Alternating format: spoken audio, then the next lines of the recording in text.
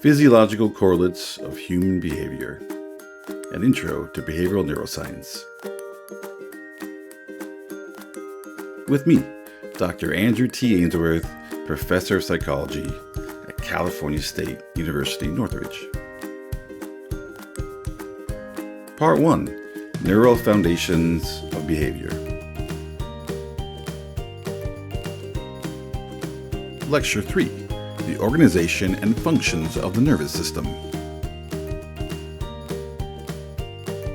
Section 2, the central nervous system, the forebrain.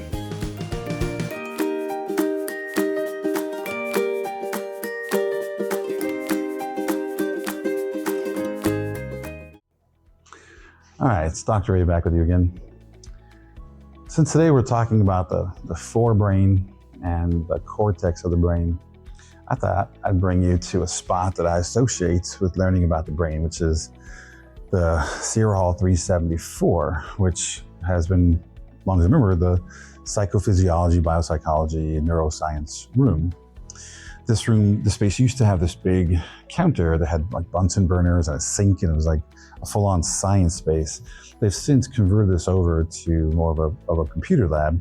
But back then, I remember teaching, one of the first times I taught about the brain was in this room. I also took 250 in this room, and I took 402 in this room, which is the more advanced brain and behavior class. Because they used to, I think they might still, they used to keep like buckets of sheep brains in here that we would dissect. So from the first times I'm going to teach about the brain, I thought, you know what would be really cool? I want to bring out a real human brain that we had in this like large Ziploc bag that was filled with like formaldehyde and other preservatives. So it's a human brain in this big Ziploc bag, and bring it out. Everyone's like oohing and ahhing because, you know, there's a little brain sitting in the room. So I go to take the brain out. So I put on some gloves, and I want to take the brain out and allow students to come up if they want to. They can put gloves on, they can touch it and stuff. And I go to take the brain out, and the brain wouldn't come out of the bag. It was like stuck. It was like in a weird position. I didn't want to squish the brain, like I didn't want to squeeze it too hard and like damage it. But I could not get it to come out. So I'm trying. Finally, I'm not really thinking about it. And I lay the whole thing down, the bag and the brain and everything, to try to slide it out. And as I do that, the brain-soaked fluid and little chunks of brain and other things go floating on out, and they go down all over the counter, all over the floor, all over everything. There's fluid and brain chunks just like all over the place. Okay, I finally get the brain out, but now we got to clean up all this mess. And this room, I think for at least 5 years, the smell never got out of the space. Like it just stunk like this brain, you know, slurry mix that had poured out of this thing. And I think it's possible that they might have replaced this countertop because of it just being soaked in with just gross smelling brain juice. But anyway, don't you think about that? What a goofy thing I did back in the day, and I still to this day can still smell it. I still feel that initial like, oh my God, you're such an idiot moment. I've used the brain, different brain stuff since then. I've learned how to get it out. I never made the mistake again, but holy mackerel, what a smell that was. I don't think any of the students will ever forget the day that I spilled brain juice all over the place. Anyway, so let's talk about the cortex and the forebrain. Let's get to it. I hope you're excited.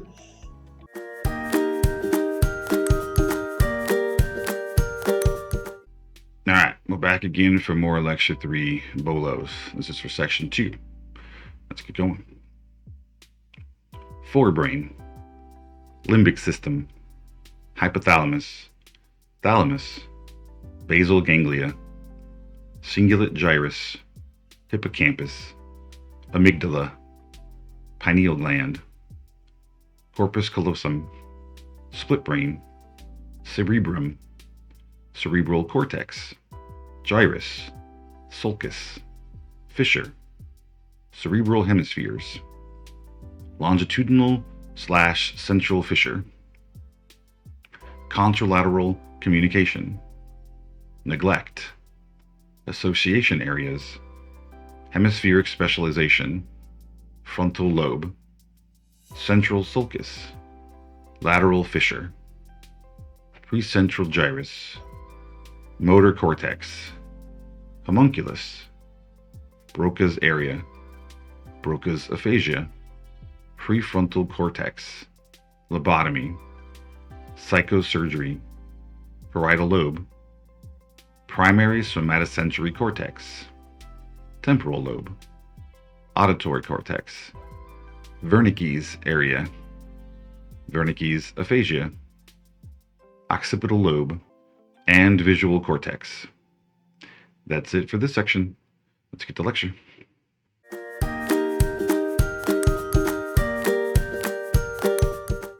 Dr. A back again. Today, we're talking more about the organization and functions of the nervous system. We're going to go into section 2, the central nervous system. And today, this section is going to all be about the forebrain. Again, we're still part of part 1 of the course, which is Neuro Foundations. Let's dive in. We talked about the hindbrain and midbrain last time, along with the spinal cord. Today, we're going to dive into the forebrain, which is the last third section of the brain. It's got all these pieces. Now, let's think about where this all is coming from. So, essentially, everything from this point down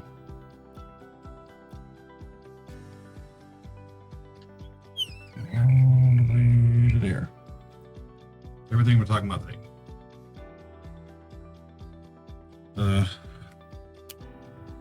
The limbic system, which is, it's got a whole bunch of parts to it. Now I have these little asterisks here next to the pituitary gland and pineal gland, because they're not really part of the limbic system, but they interact with parts of the limbic system so much. I'm just including them in the conversation. So we got things like the hypothalamus, which is over here. We got the pituitary gland, which is out here in the front. We got the thalamus, which is up here in the middle. We got the basal ganglia, which is up here, actually up here, right here. And actually projects out more into the lateral parts of the brain. You can't really see in this picture, but we'll talk about it later. You got the cingulate gyrus, which is actually up, I believe, up here somewheres. It's kind of hard to tell. Actually, in this picture, it's hard to tell. This might be, this is the corpus callosum, and actually might be it might be up here. It may not be pictured perfectly in here, but I'll show you a better picture of it later. We got the hippocampus, which is parts here, and it's hard, because of the projections out into the lateral parts of the brain. You can think about, you got two thalami that are sort of in the two hemispheres of the brain, sitting, left and right on top of the brainstem. Imagine like a little stick here, two halves, two parts, thalami, two hemispheres. Okay, well, yep. This basal ganglia sort of sits right on top and around the thalamus. And then there are parts of the limbic system that then come out and around and project out to the side. This is so that the thalamus is in the middle. These sort of come out, project out to the side. Let me take this out. They come out, project out to the sides. And that's where you have the hippocampus, and the very end of the hippocampus, the very end of that little projection, is the amygdala. Okay.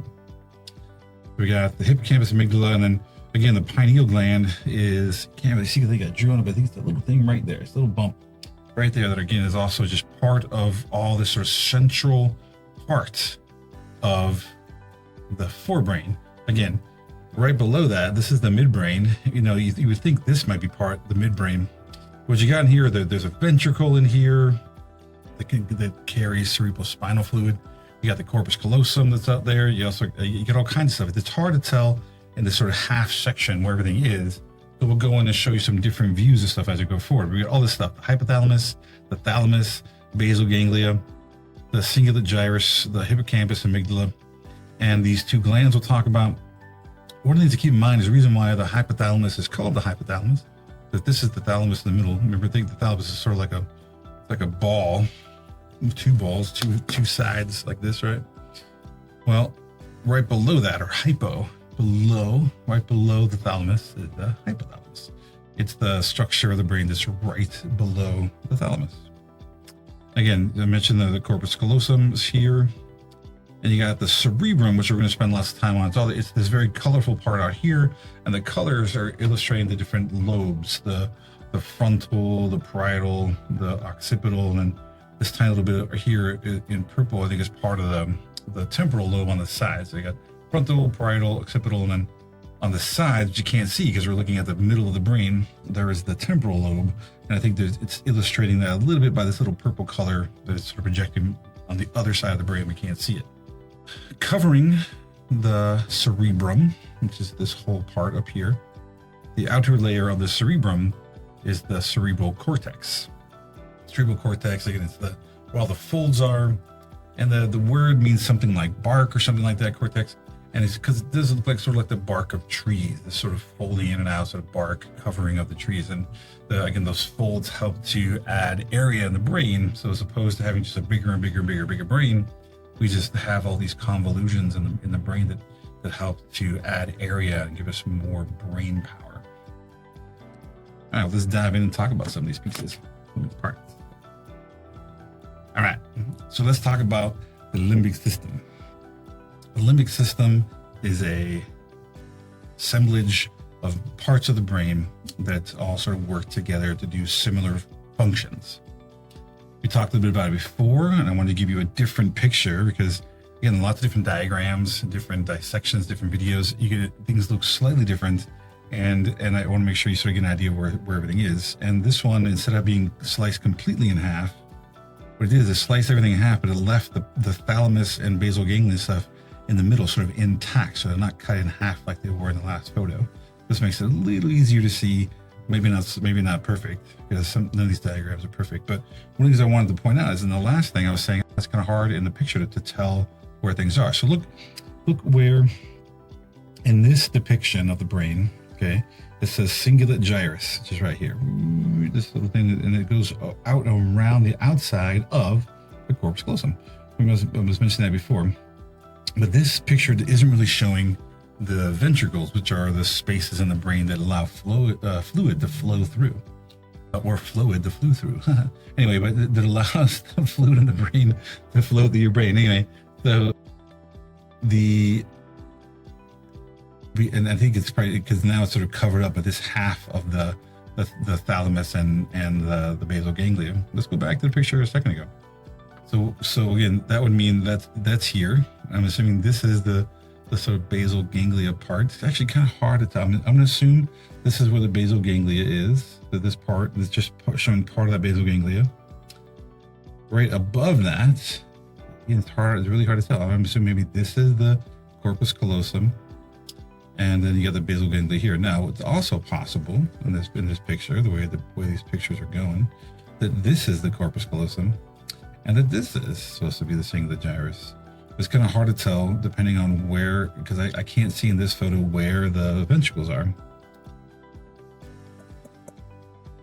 It looks to me like I think this is supposed to be cingulate gyrus, and you got the corpus callosum here. But anyway, we'll get there. This is sometimes a problem with diagrams and the way they're drawn, unless they're actually depicted and people are pointing stuff out. Sometimes, and parts start to look like other parts sometimes. All right. So we got, now it says the limbic system that shows the cerebrum. Now it's just showing the cerebrum so you sort of see where it is, but it's not part of the limbic system. The cingulate gyruses, the hippocampus, the amygdala, the hypothalamus, basal ganglia, and the thalamus. I think I maybe already said it. So again, it's kind of hard to tell. This one, instead of being sliced in half where you can't see the picture, you can't see the two hemispheres, the sides of the thalamus, this one shows that was more intact. Sort of thinking of it kind of like an egg in the middle, and then on top of that egg is the basal ganglia that's sort of sitting on top and around the thalamus. And then there was a projection from that. It goes out and around here and turns into this structure. You gotta imagine that coming from the middle of the brain and sort of coming and sweeping outside to the lateral parts of the brain. And in there is the hippocampus, and at the very end of that is the amygdala. You got the hypothalamus that sits right below the thalamus. And you got the pituitary gland, again, they're not necessarily part of the limbic system, but they work with it. And the pineal gland in the back. So here's all those structures together. Let's talk about what they all do. Lots of different things. And again, each one of these structures we could take and break down into further structures. So we're just sort of sitting at a level I think that's good for a 250 course. All right, let's take a closer look at the limbic system. The limbic system is a loosely defined assemblage of interconnective structures that basically surround the corpus callosum.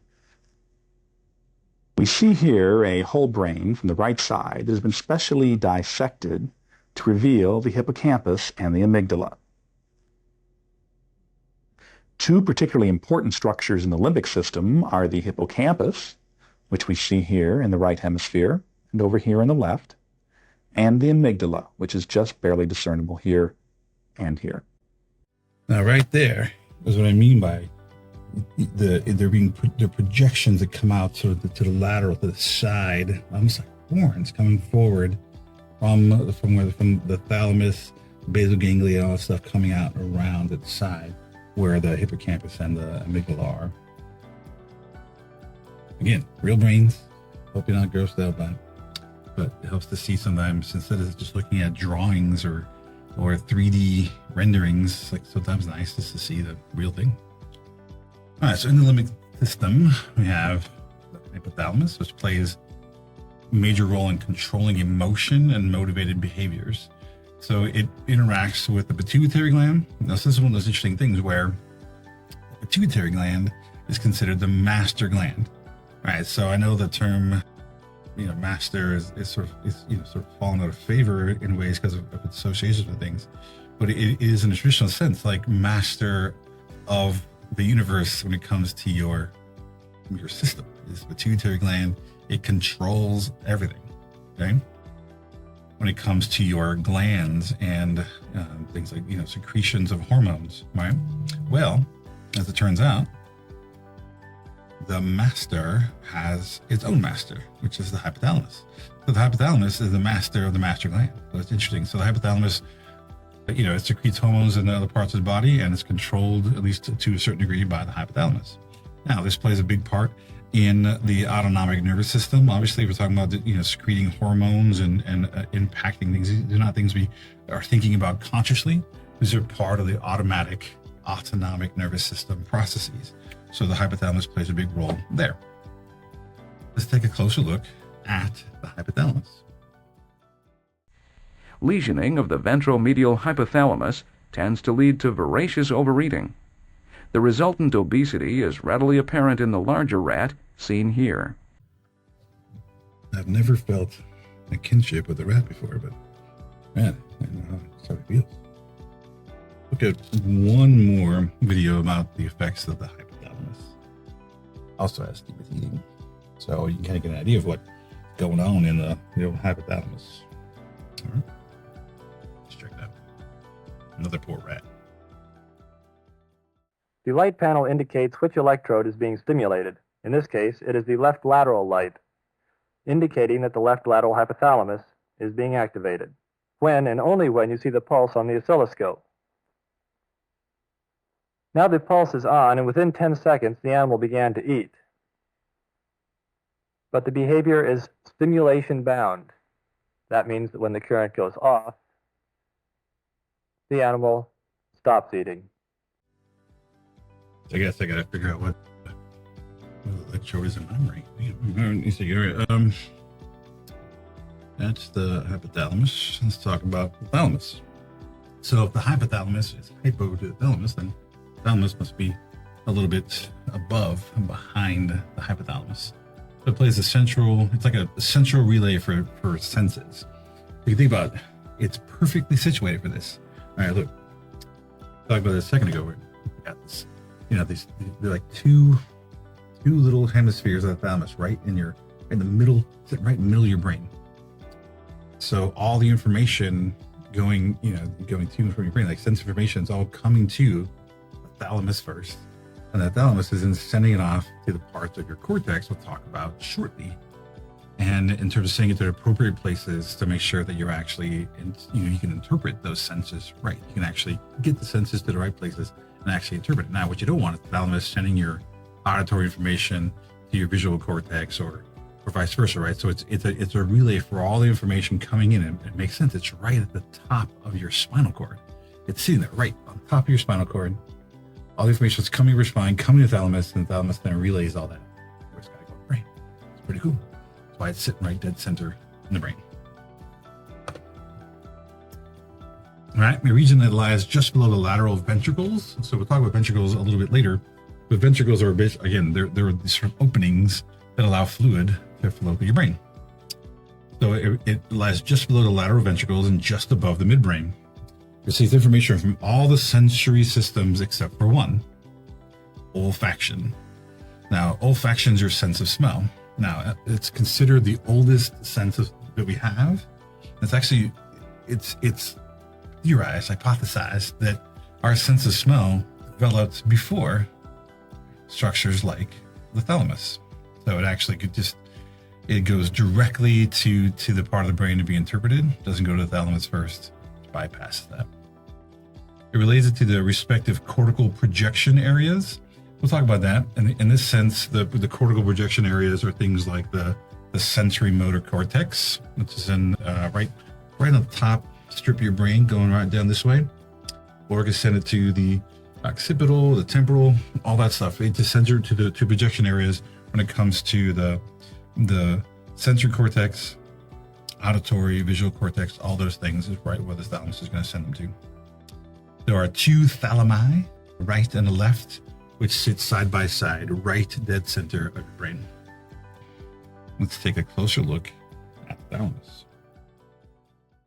The thalamus, composed of two egg-shaped masses of gray matter, is located just above the top of the brainstem and directly beneath the cerebrum. You can kind of see that's like a little egg-shaped structure right there in the middle. All right, let's talk about the basal ganglia and cingulate gyrus. It's fun to say, cingulate gyrus.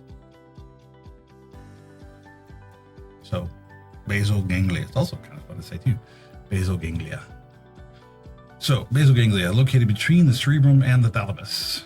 All right, so that's a bit, doesn't really help with my question earlier about like where some of this stuff is, but you think about it, sitting right on top of the thalamus, and it's right, so it's right in between, but it's right, sits right on top, almost sort of wraps around the thalamus. It smooths out movement generated by motor cortex. Right, so this is now sending a motor cortex, which is part of the frontal lobe, which we'll get to in a minute, that helps to control like conscious movement and things. It smooths out those signals to get them to your muscles so you can move around.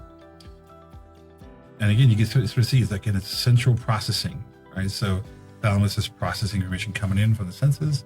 This is now taking the signals coming from our brain and going back to our motor functions or our muscles, and it's smoothing those out and setting them out where they're supposed to go. The cingulate gyrus, which is located subcortex, just above the corpus callosum. All right, so you got the corpus callosum so between the cortex and the corpus callosum, which again, those two pictures, I think it was depicted slightly differently, but you kind of get an idea. It's like wherever you got the corpus callosum that is connecting the two hemispheres of the brain. You got below that, you have the basal ganglia. Right below that's the thalamus.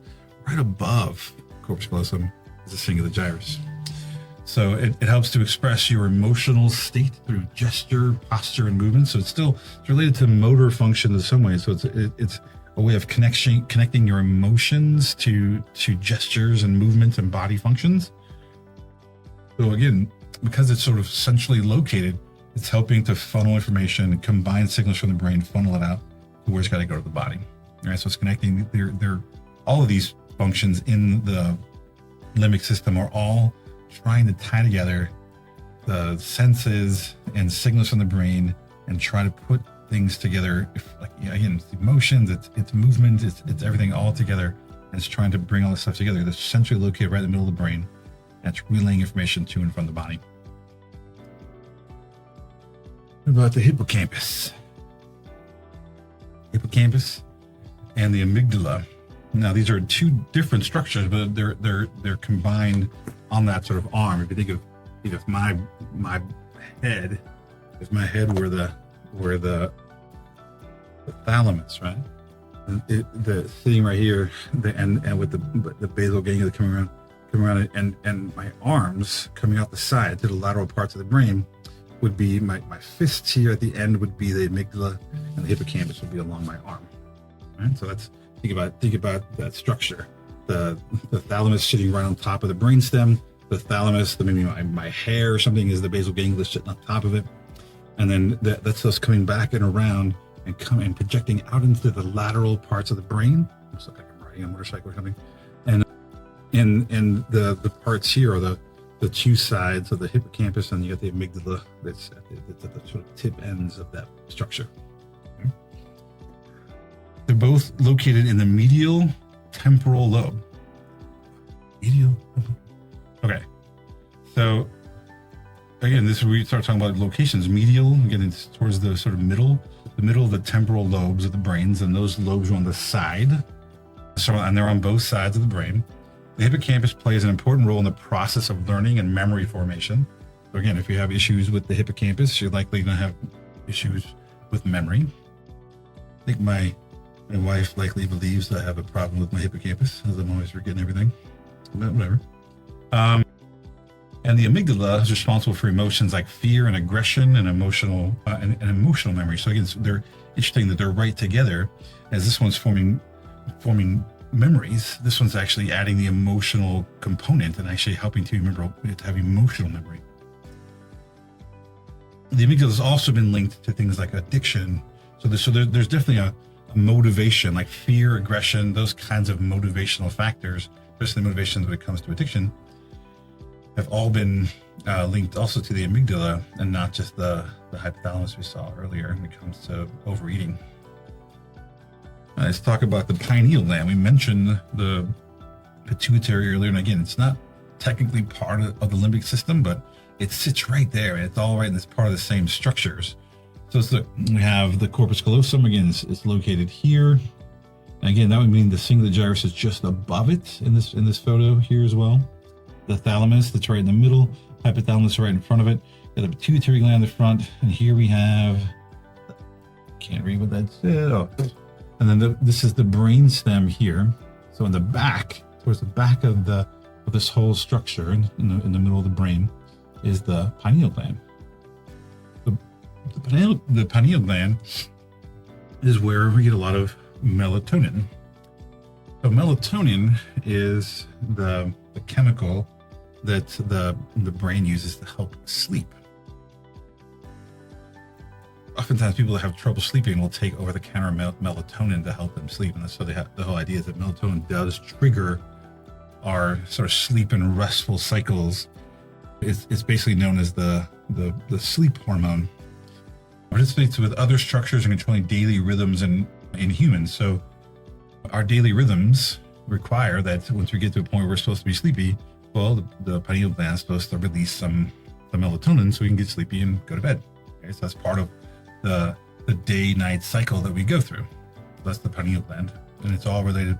It works with all these other structures in the limbic system to control our sort of sleep-waking cycle and get us into a daily rhythm. So every time, it's like right in the middle of the day and you're like falling asleep. It's like always the same time every day. You have lunch or something, like an hour later, you're like ready to take a nap. All part of these structures. They get you on a regular sort of schedule. Sometimes those schedules are interesting. It could go back to freaking grade school. That like in grade school after lunch, we always took naps, like in kindergarten or whatever. And so your body keeps wanting to be tired and sleepy at the same time. Hell, I'm old as hell and I still get sleepy after lunch every day. I blame that on kindergarten. Or it's just that I didn't get enough sleep the night before. Whatever. Tomato. All right. Going back. All right. That's the idea of pineal gland. Again, you got these two glands that are on almost bookends of the limbic system.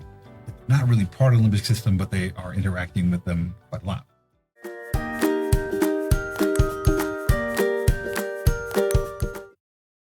Let's talk about the corpus callosum. Corpus callosum. The corpus callosum is a dense band of fibers that carry information between the two hemispheres. Again, it's like, if these are you got the two hemispheres of the brain, the corpus callosum is the bridge in between them that allows your right side and left side to know what each other's doing. I mean, imagine trying to tie your shoes. If you close your eyes and try to tie your shoes, if your left and right side couldn't communicate. Matter of fact, a really interesting exercise, if you want to try that, is find a friend and sit together side by side. One of you use your right hand, one of you use your left hand, so 2 different sides. Don't talk.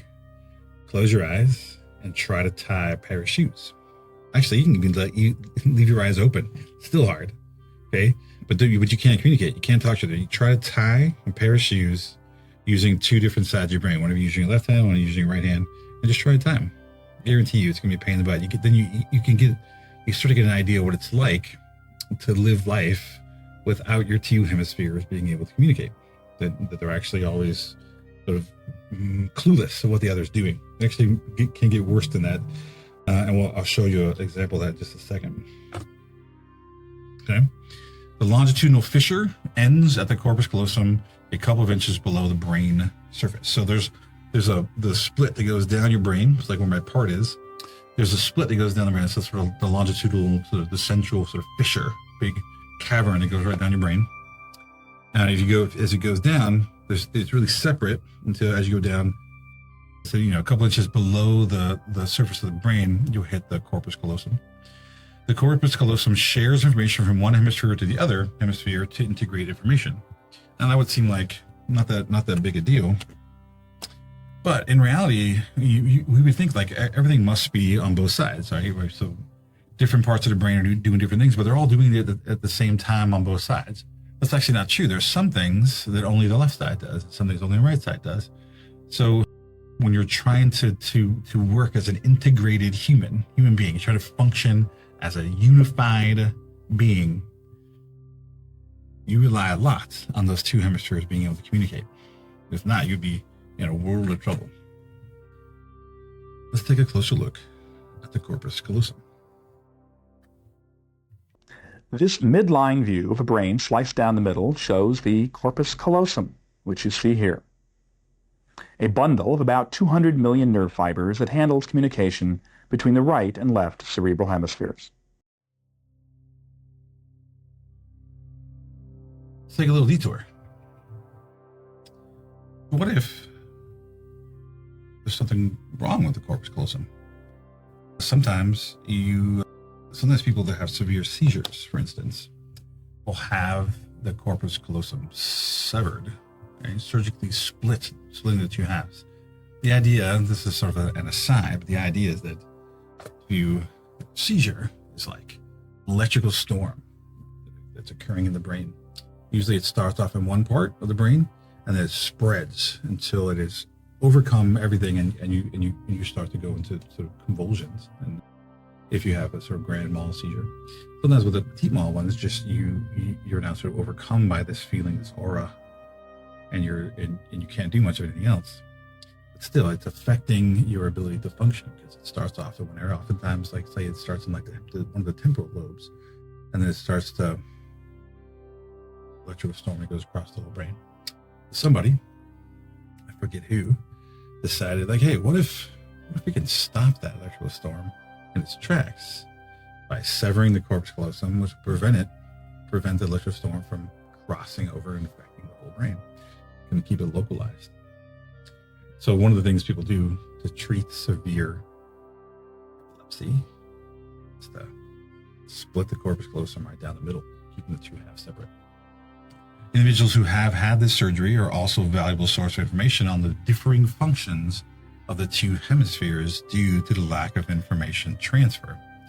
So as people have had this surgery to treat things like epilepsy, or are born without one, or have something that occurs that makes it deteriorate, the 2 halves are separate, which means that we can start to figure out, okay, well, what are these different halves doing?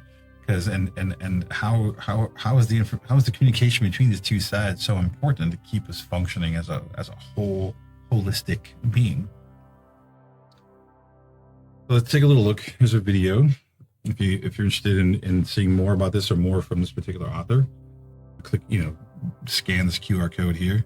But let's check this out. This is right versus left, talking about split brain, talking about the two different hemispheres and what happens when we cut that corpus callosum.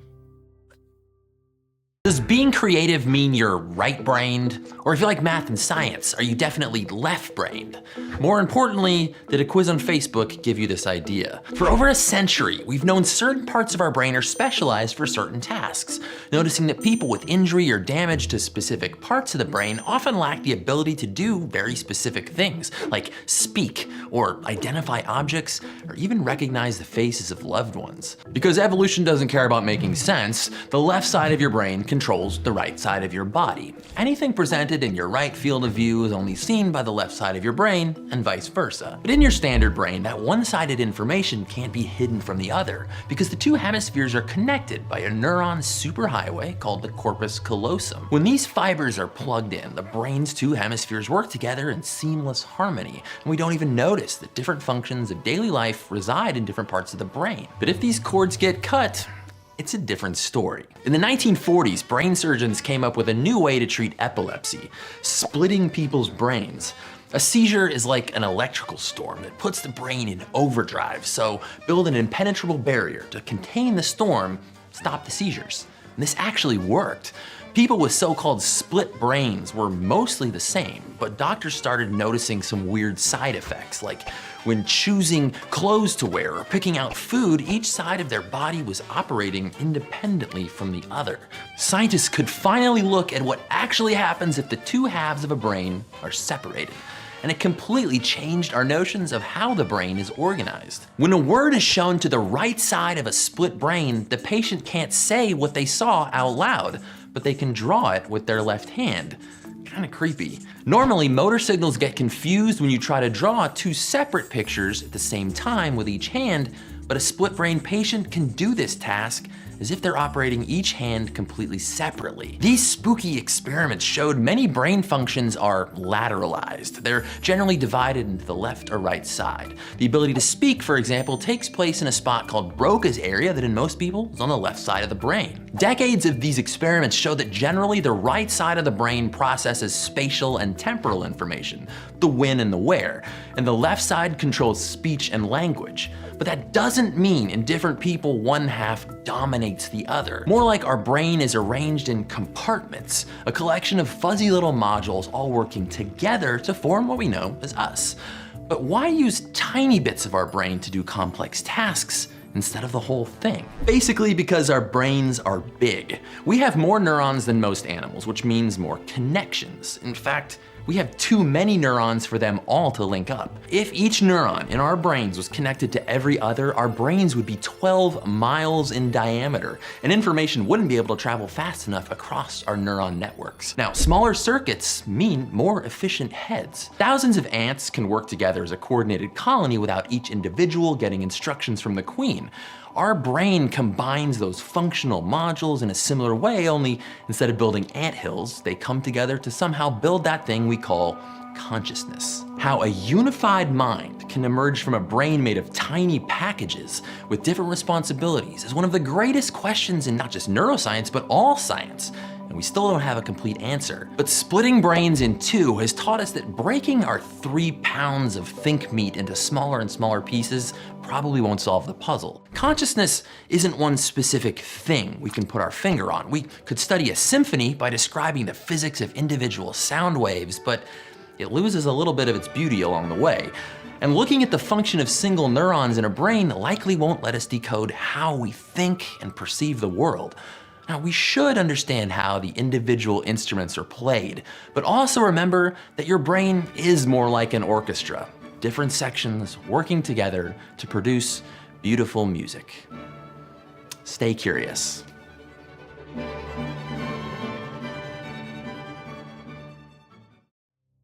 have to explain a lot of stuff, especially this idea of splitting the brain and how the functions sort of differ between the two hemispheres.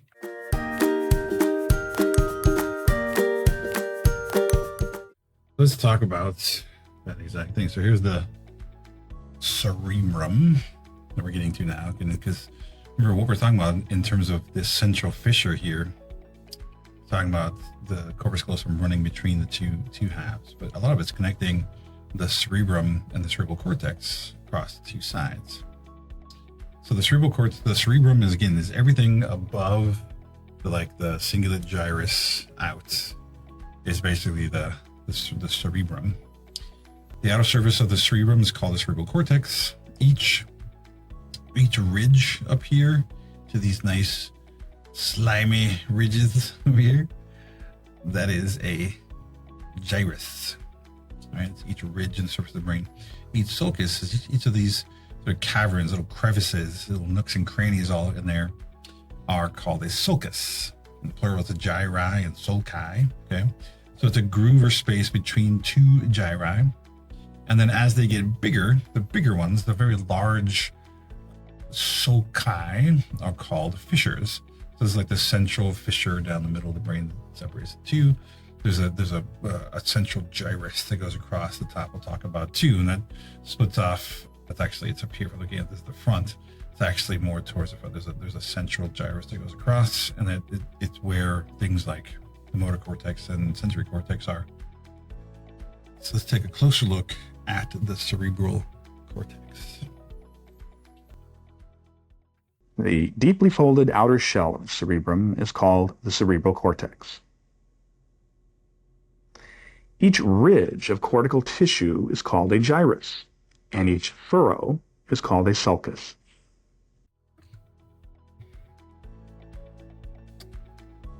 All right, the cerebrum. We already talked about this a little bit, between that the corpus callosum separates the two halves or the two hemispheres of the brain. All right, so you have this central fissure here. This is the superior view, meaning that we're up on top looking down at the brain. This is the front, so like you can have the eyeballs here. The cerebellum would be down here at the bottom. Okay, so we're looking at the top of the brain, down at the top. Okay. So again, the cerebral hemisphere has got large wrinkled structures dominating brain's appearance. That's all the cortex. It's all wrinkles. Okay, and you got this longitudinal fissure that goes this way. That is the main separation between the two hemispheres of the brain, and running between those two hemispheres through that longitudinal fissure is the corpus callosum. All right, well, let's take a closer look at the central or longitudinal fissure.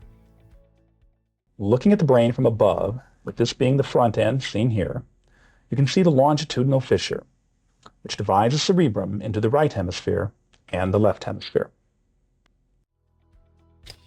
All right, let's keep going. So these cerebral hemispheres are, again, there's a lot of talk about the people being left brain and right brain, all this other kind of stuff. So we hear a lot about these hemispheres of the brain. So humans have disproportionately large cerebral hemispheres, even in relation to other primates. Like, our brains are huge. The cerebrums, especially in humans, are enormous. Okay? The two hemispheres are nearly mirror images and often have the same area in each hemisphere that serves identical functions. Often, but not always. There are certain things that don't. One of the interesting things about, and I think in that video we watched, that one of the interesting things about it is that we have something called contralateral communication. Just about everything in the body, I'm pretty sure, especially senses and stuff, and even motor control, everything is controlled contralaterally, meaning that the left side of your brain actually controls the right side of your body. So for me to do this with my hand, this is my right hand, even though it may not look like it's my right hand, my left side of the brain is doing that. Everything I see that's in the right side of my peripheral, or the right side of my vision, is being sent to the left side of my brain. Everything in the left side of my vision is being sent to the right side, so on and so forth. Everything like here on the right is being sent to the left, and vice versa. Everything's being done contralaterally. Your brain takes in information, sort of everything from the opposite side, and sort of makes sense out of it that way. Each hemisphere receives most sensory input and primarily controls the opposite side of the body. There are some exceptions to this, but for the most part, that is true. And then there are also things called like neglect, that is a disorder in which a person ignores objects, people, and activity on a certain side. You can have what's called hemispheric neglect. There's certain kinds of disorders where no matter what you put in that side of the person's brain, they just don't recognize it. Or at least they can't. In some ways, sometimes a lot with split brain studies, they can put something on the left side of the brain, but because they can put something in the left side of their vision, because that goes to the right side of the brain. There's no language center on that side of the brain. They can't verbalize it, but if they're asked to draw it, they can, which is pretty crazy. Or if they're asked to point at a depiction of it, they can't. There's been lots of evidence for that language somehow gets separated out. It is possible to have these sort of hemispheric neglects, or there's certain things, objects, people, activities, all kinds of stuff that just people don't recognize on one side or the other of their brain. So it's like, I don't recognize a person if they're on my right side, but as I move my left, all of a sudden now I can recognize them because of something called hemispheric neglect. And then there's lots and lots of talk about hemispheric specialization. And people talk about being left-brained and right-brained. And like I was at a coffee shop and this woman was talking about how she was dating a guy, but she couldn't continue dating him because she's too, right-brained, he's too left-brained or something like that. And I was like, it seemed like it'd be complimentary, but you can see that the left side of the brain, the left hemisphere, this is the person's nose there. Left hemisphere controls the right hand, and the right hemisphere controls the left hand. Now, it's said that these things are again, they're not set in stone, but there is a preponderance of this, or a predisposition, where the left hemisphere, not only does it control the right side of the body, it also is more mathematics. It's more about language, writing, science, logic. It's the much more sort of logical, academic side of the brain, okay? Where the right hemisphere, which again controls the left side of the body, is much more sort of art and music and dance, sculpture. It's much more arts oriented. Now, there's even some beliefs to the extent that if you're people that are left-handed are believed often to be more artistic, that sort of thing, because that means they have more of a right hemisphere specialization. Now, there's some truth to this, and they found out a lot about this too when they split the brain here, that the two halves of the brain start to function very differently and start to do different things. Oftentimes, they even argue with one another. There's been times when someone with the split corpus callosum, like one hand is trying to button their coat and the other one is unbuttoning it, and stuff like that. So they start to function almost separately as two separate beings. But this is not this is more of a description, not a prescription. It doesn't necessarily mean that you're right-handed, that you're never going to be an artist or something like that. It has nothing. It's not that cut and dry. Most of us are a holistic representation of all of this. There's a part of us that is a scientist, that is logic, that's good at different languages, in varying degrees, that also can appreciate music or art or create sculptures or, perception or have more fantasy, which is often associated with more of the right hemisphere.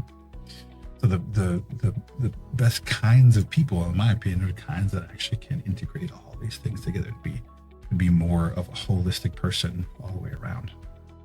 More fun, anyway.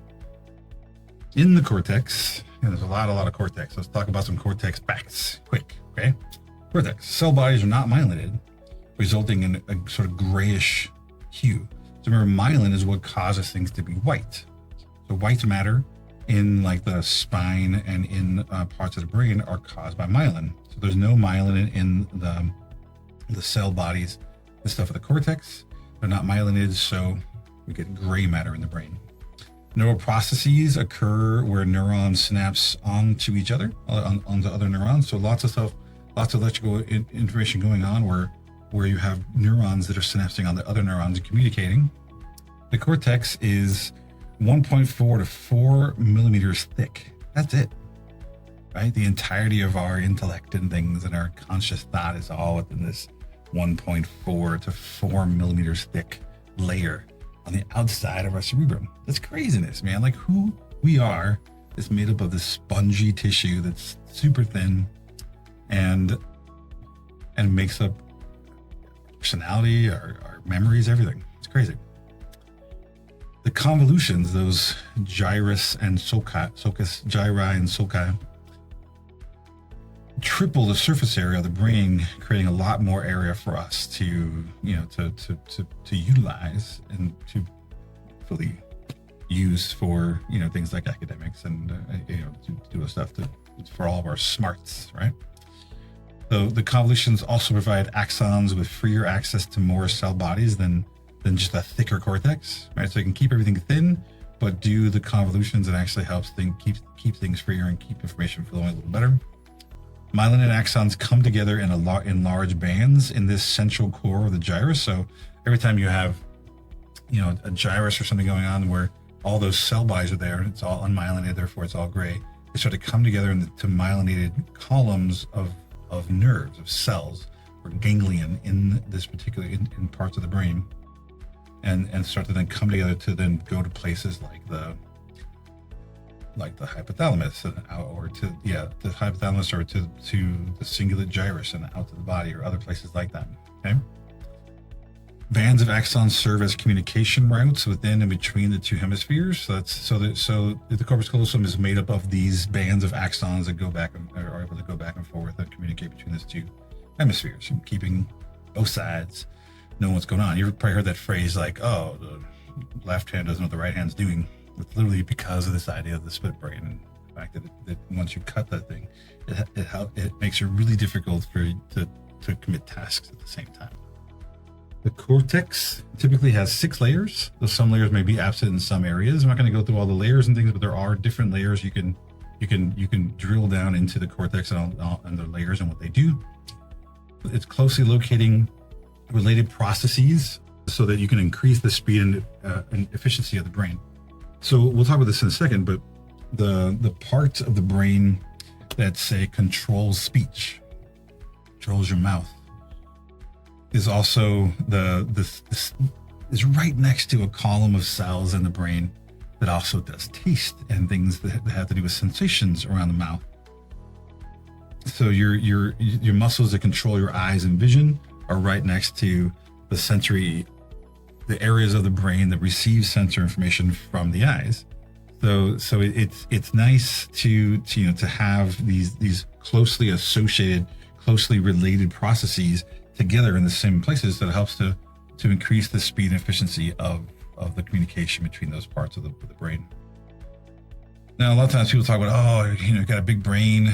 So, you got like me, people have a giant head. So everyone's like, oh, your brain must be huge. And I imagine it probably is pretty big relative to other people who are smaller than me, but it's got nothing to do with it. It's really more about the wrinkles. Some people are like, man, you got a big brain. Like, no, man, my brain is wrinkled. So brain size is more related to body size, and not as correlated with intelligence. It's really more about the folds. The more wrinkled and convoluted your brain are, the more area you have, the more that relates to intelligence.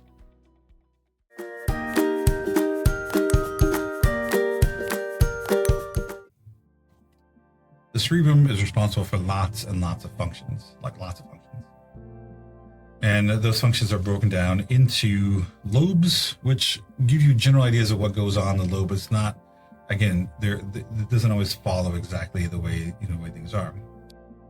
Let's talk a little bit about that. And let's talk about, there's all this stuff that the frontal lobe, parietal, occipital, temporal. You got these association areas that are corresponding to each of the areas. So let's talk about some of the stuff. Let's label these and see if we can make some sense out of the lobes. Again, here's the cerebellum. You got the spinal cord, brainstem sticking out here. So whatever brain this is, they're facing this way. So it'd be like, they're sort of facing like that. Okay. So that means if you're paying any attention to any of this stuff, anyway, let's see if I can use the colors that go along with it. That means that this piece here, the pink part, this is the frontal lobe. Okay, pink is frontal. That means that the yellow one here, that behind the frontal lobe is the parietal lobe. Parietal lobe. Awesome. All the way in the back, which may be kind of surprising to think about, because remember, this is our brain. We're looking that way. Our eyeballs are basically right here. Our eyeballs will be sticking out right here somewhere, right?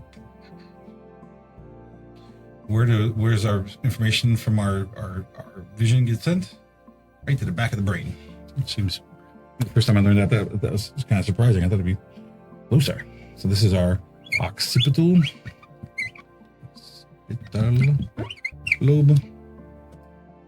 Okay, that means that along the side here, this green one, the last and final lobe, is the temporal lobe. Okay, temporal lobe, green. All right, what else we got? I mentioned here the motor cortex, Broca's area, sensory cortex, visual cortex, auditory cortex, Wernicke's area. Let's talk about those things.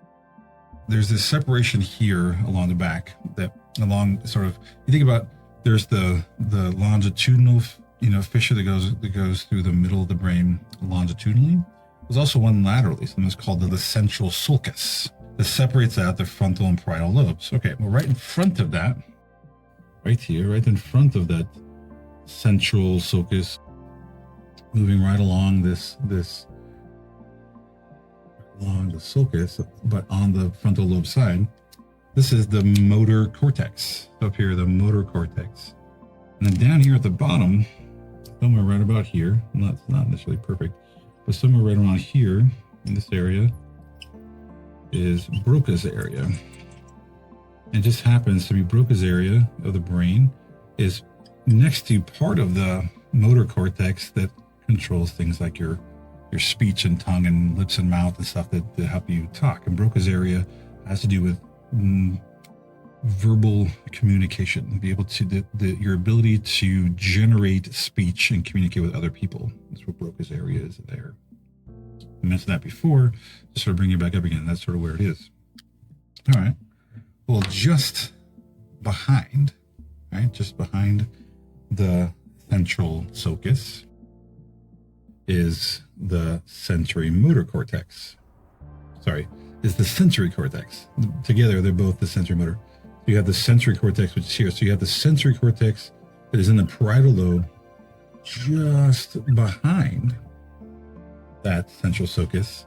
And what you get is sensations are coming here to areas, to parts of the brain, like the thalamus is sending stimulus up to that part of the brain. And they're in areas that correspond pretty closely to the parts of the brain that you are now controlling. The motor functions are corresponding right next to the sensory portions, which is pretty good. The visual cortex is basically, just think of it as the occipital lobe has the visual cortex, and the temporal lobe has an auditory cortex. I'm not going to draw it only because it really exists sort of inside this fold here. Is the, right along here is this auditory cortex. And then here somewhere, and I don't know if I'm drawing this perfect, but right back here someplace along that auditory cortex is Wernicke's area, or Wernicke's area, or Wernicke's area, depending on who you ask and where you hear it from. So Wernicke's area here is interesting. These two parts of the brain both correspond with language. This is more about receptive language. Your ability to understand language is Wernicke's area. Right? Your ability to produce language is Broca's. However, because if you have damage to Wernicke's area, which we'll talk about more later, it does affect your understanding of language, but it also makes it so that when you try to generate language, you can do it. Like physically, you can generate language, but the language doesn't make a whole lot of sense. So these two parts of the brain really are, they both impact language to some degree, your ability to understand it and your ability to produce it. Right? Both named after the people that sort of discovered it. Like I said before, Broca, there's a man who had a stroke and lost the ability to speak. So then when the person died, he did a autopsy and found that there was damage to his brain. That's where that started. All right, so there are the lobes. Association areas carry out further processing beyond what primary does. So again, you can think about all these areas here all have association areas sort of just below, just subcortical, that help process information. Same thing with the auditory cortex and the visual cortex.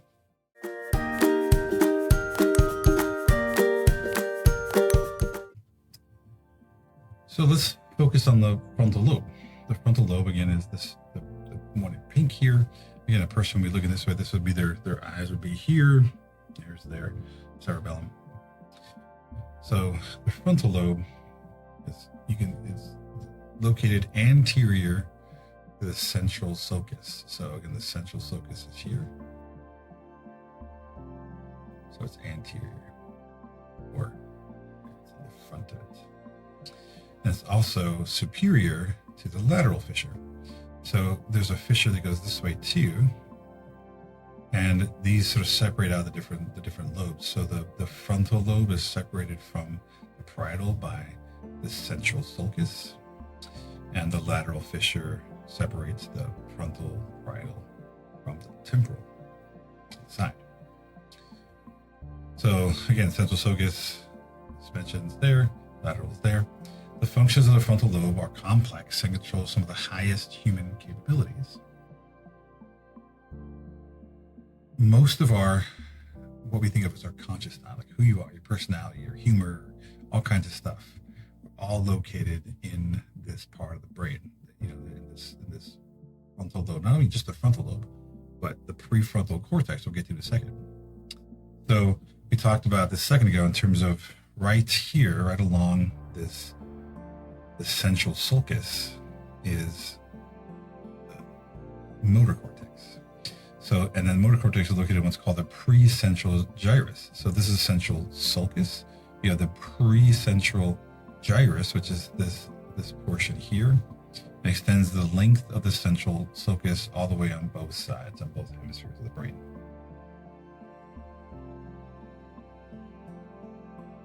So we got the motor cortex, again, is located in this part of the brain. It's around the precentral gyrus. This structure controls voluntary, like non-reflexive movement. We're talking about you're controlling your movements willingly. Okay. Motor area is one hemisphere, primarily controls the opposite side of the body. And it's set up like what's called a homunculus.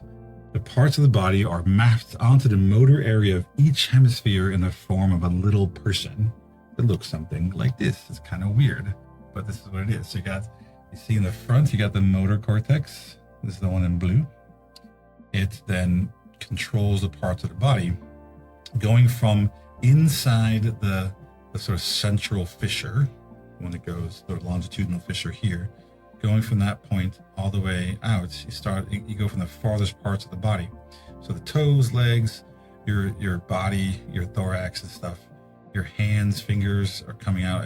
The farther you come out, the closer you're getting towards the head, brain, and your nose, eyes, mouth, stuff right here along the side. Here's your tongue. Okay.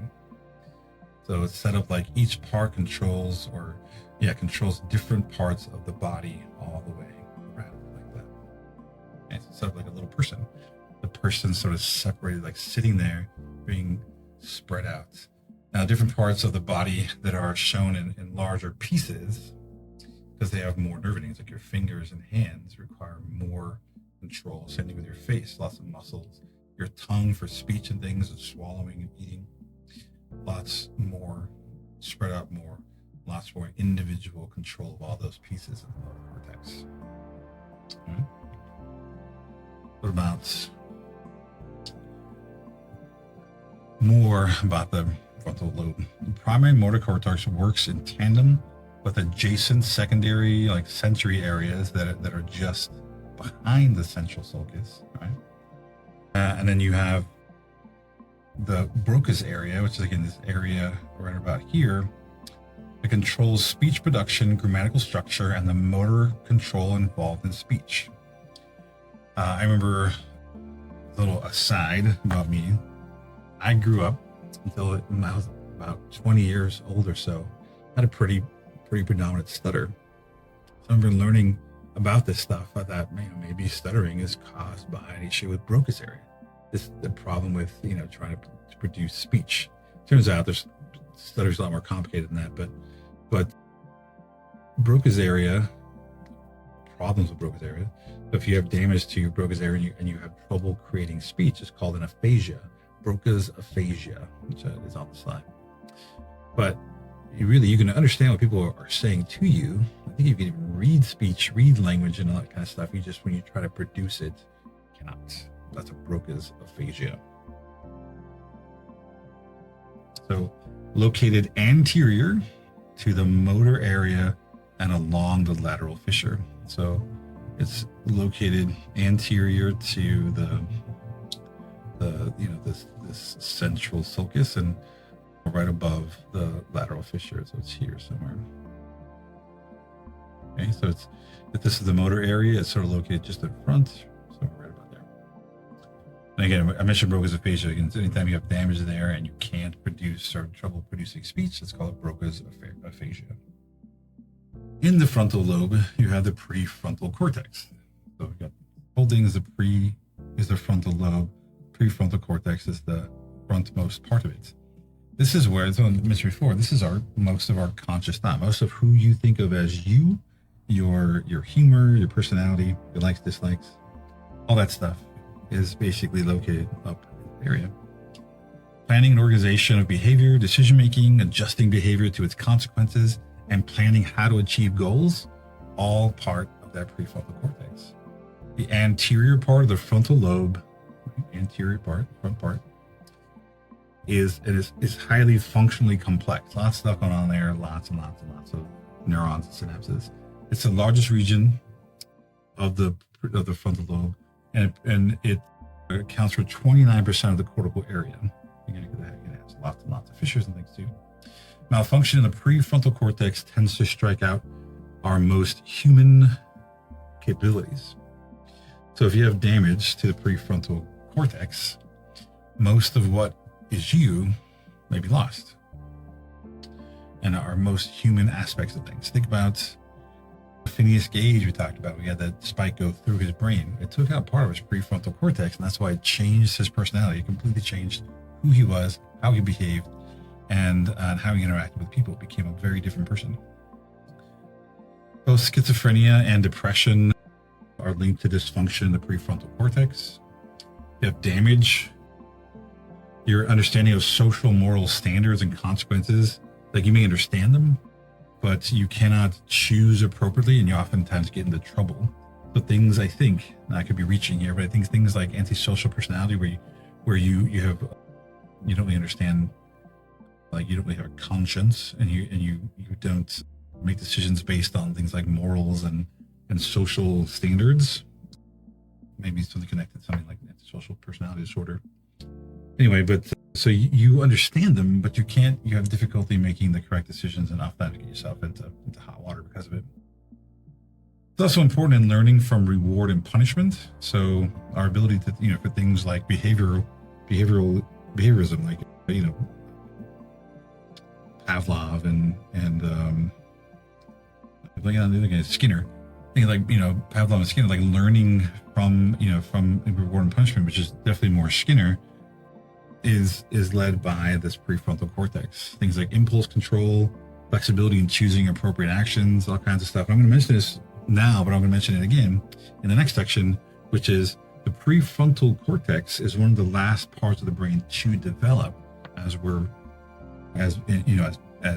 babies, which is why infants, toddlers have difficulty with things like impulse control, because those parts of the brain, which is again one of the largest parts, but it's the last to develop, hasn't developed yet.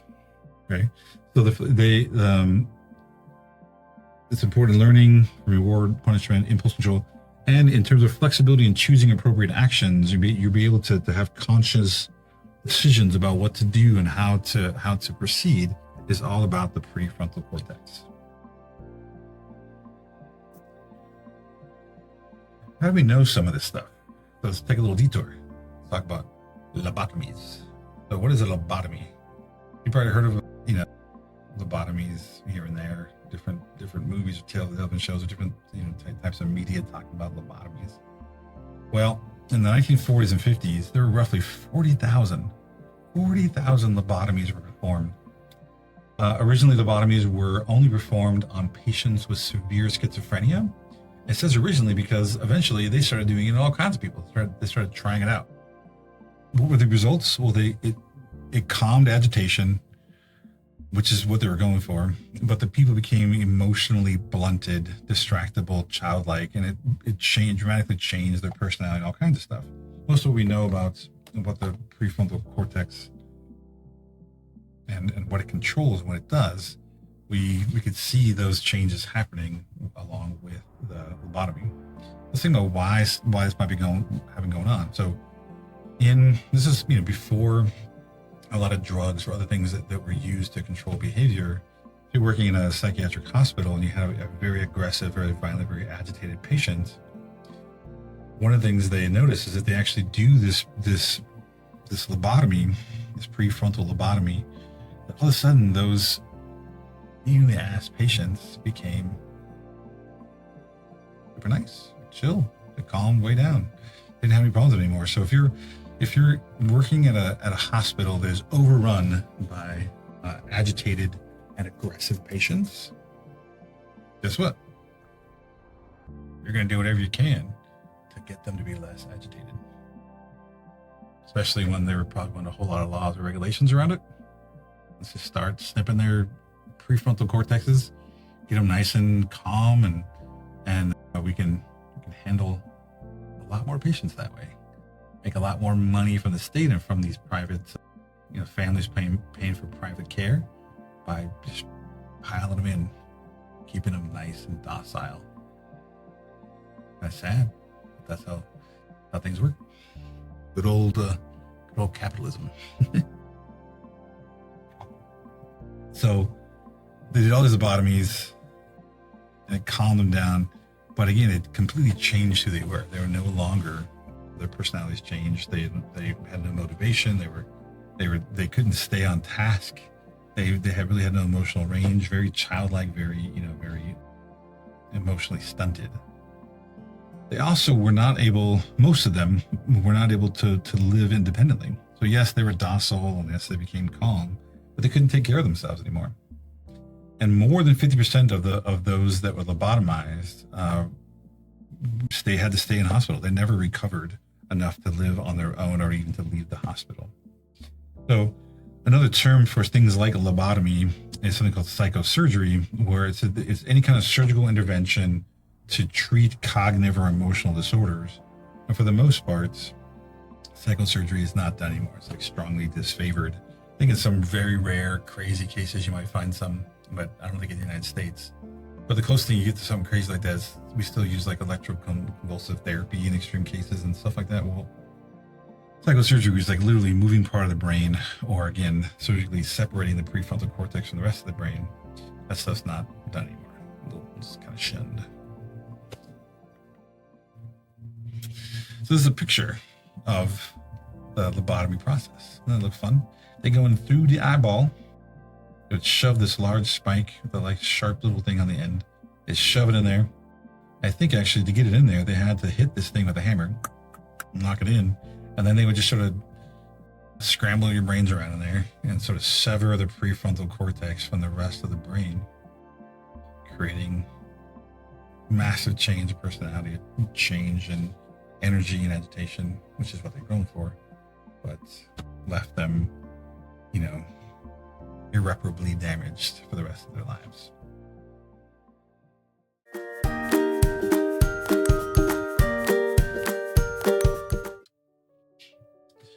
All right, so let's move on to the parietal lobe. The parietal lobe is this one here in yellow, located superior to the lateral fissure. Superior to the lateral fissure, that one. And between the central sulcus and, which is here, and occipital lobes. Okay, so it's superior above this lateral fissure.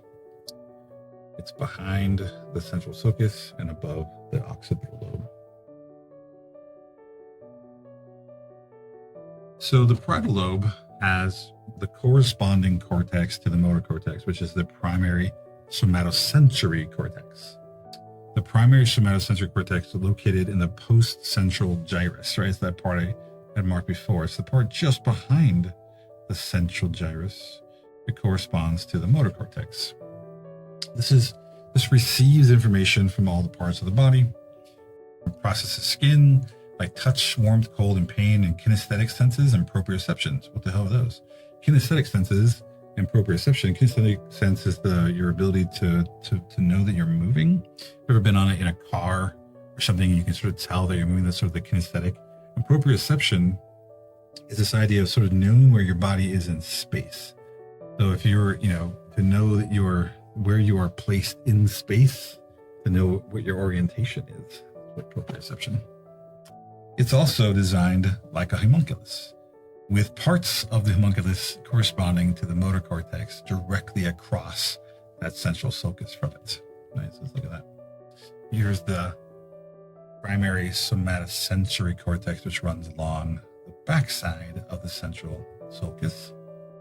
You can see it receives information from, again, if you go inside, see this part right here would be maybe the corpus callosum. This is now the longitudinal fissure that runs down the middle, the center of the brain this way. As you start down there inside of the sulcus, you're getting information about the toes up here, through the legs and your thorax, like your chest cavity, like your genitals are in here someplace. But look how massive your hand is. Again, because your hand has so much, not only in the motor cortex, you have so much control. You're also receiving so much. We know so much about the world in terms of touch and feel and stuff come from our hands. So we have lots and lots of receptors. Pull that here. Again, your face in terms of lots of feelings and stuff in your face. And your eyes, nose, mouth, everything all in here. Lots and lots of nerve endings in your face to send then information to this somatosensory cortex. Your tongue and stuff is down here. That's that homunculus all stretched across the brain. You can see the parts all correspond from the parts that are receiving information from the body, and then the parts that are also controlling those parts of the body in the motor cortex. So it's set up pretty ingeniously to have them correspond in those different areas.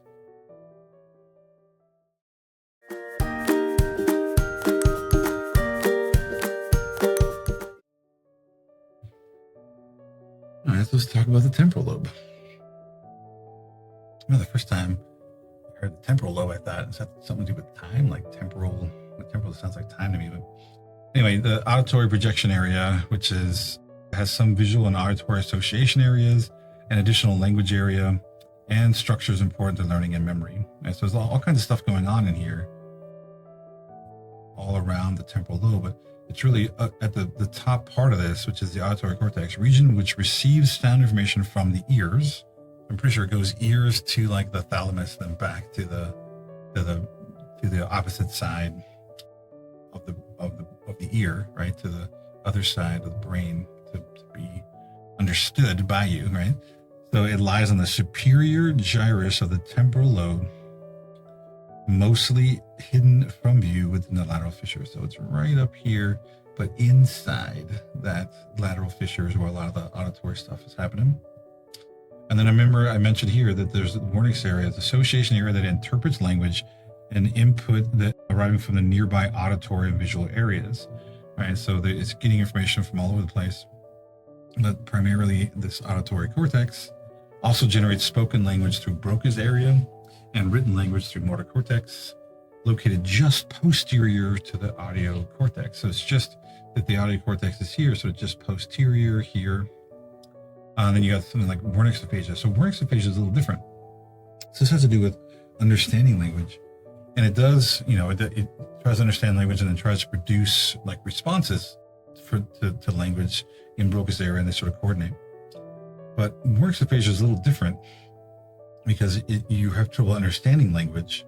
When people talk to you, you may not understand what they're saying. And then when you try to speak, you can actually generate lots of sounds. You have no problem creating the noise. It's just what you say ends up being sort of gibberish, nonsensical stuff, because your understanding of language has been sort of compromised by damage to this area. And that's what a Wernicke's aphasia is.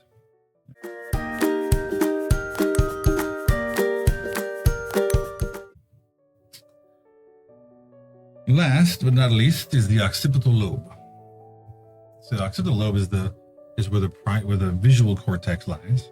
The most visual information is sent there. Again, it goes from the eyes to the thalamus, and then out to the thalamus routed to the occipital lobe. The region where visual information is processed, the primary projection area occupies the posterior tip of each lobe. Meaning by each lobe, I mean there's two sides, right? So you have a lobe on both sides of the brain. Anterior to the primary projection area are the four association areas that detect individual components of the scene, like color, movement, and form. So those, it's interesting to think about that, because we're not looking at a picture or a movie or a scene in front of us and seeing it as a holistic thing. It's like we have different parts of the brain that are actually processing the different components within a scene, like color, movement, and form are all being processed separately. Information from all four areas is then combined and sent to other association areas for further processing within the occipital lobe and sort of beyond, to try to understand what's going on. Maybe send some places, to different places like the hypothalamus or other parts of the brain to analyze the emotional content within the scene. Right. So you're looking at the basic parts of the scene as like color, form, and movement. Those are being combined together, and you start to process and understand what's going on in the scene, and then maybe put some emotional ties to it, and those kind of things are all being done in these sort of secondary association areas where they're being processed. Again, because the occipital lobe is primarily, it's all vision. Any stimulus that goes to that part of the brain, this is true of any part of the brain. A lot of what they know about the brain is through like stimulation. If you stimulate this part of the brain, you will swear that you're seeing things. The same thing if you'll hear things if it's in the temporal lobe, feel things in the somatosensory area, and we actually can make parts of your body potentially move around by stimulating the motor cortex. But one of the things that we've all seen with this, that we sort of know this to be true, if you've ever been hit in the head or by something like a baseball, or fell down and hit your head on the ground, one of the things you'll notice, you see a very bright flash of light whenever you hit your head. That's because as you're doing that, the occipital lobe is compressing against your skull, right? So smushing up against your skull, stimulating those neurons, and that part of the brain only knows how to interpret that stimuli as vision. So you see a bright light. You interpret that stimuli as light flashing as the brain sort of hits that, right?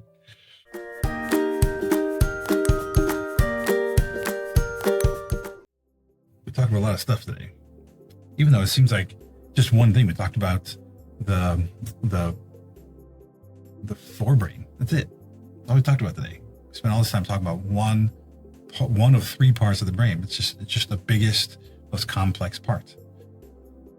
Talked about it's all part of the central nervous system, and we talked about before that the spinal cord. We talked about the hindbrain, the midbrain, moving our way up, and then we went to the sort of big, spectacular part of the brain where all different kinds of things are happening, from the thalamus and the hypothalamus and all those structures sort of in the middle that help to process information to and from the brain, to the cortex with all its lobes that control different parts of our motor functions and actually receive information from different parts of our senses. The somatosenses in the parietal lobe, the auditory senses in the temporal lobe, and then vision in the occipital lobe. Talk about lots and lots of stuff today. And remember that in that prefrontal cortex is where most of our conscious thought originates, in that prefrontal cortex. And most, like in our conscious thought, what we think of as us, as your personality, everything about you, we found mostly just in that one front part of your brain, in which a lobotomy sort of sliced right through if you had one. But not only are we a brain piloting a body, like I said early on, but most of what makes us who we are can be found in that prefrontal cortex. So we are actually just a prefrontal cortex that's piloting a brain, that's piloting a body. We can get right down to it. Up next, we're going to talk about, we talked about the CNS, talked about the hindbrain, midbrain, forebrain. What else is there in the CNS? Right? What else can we talk about? So what else is there? But we're going to talk about some other parts of the brain that, like, we're going to talk about the ventricles and what they do and why they're necessary. And then we're going to move on to the peripheral nervous system, talk about its structures. And then in this next section, we're also going to talk about how our brain, how our nervous system developed, and what happens when it gets damaged. What happens? Are there any ways for it to regenerate itself or to create new structures in the brain? We'll talk about all those things in the next section. So we're going to finalize the CNS, move on to the peripheral nervous system, and then talk about a few other things about development in the brain. Anyway, that'll be the third and final section of this lecture, and I hope you're excited.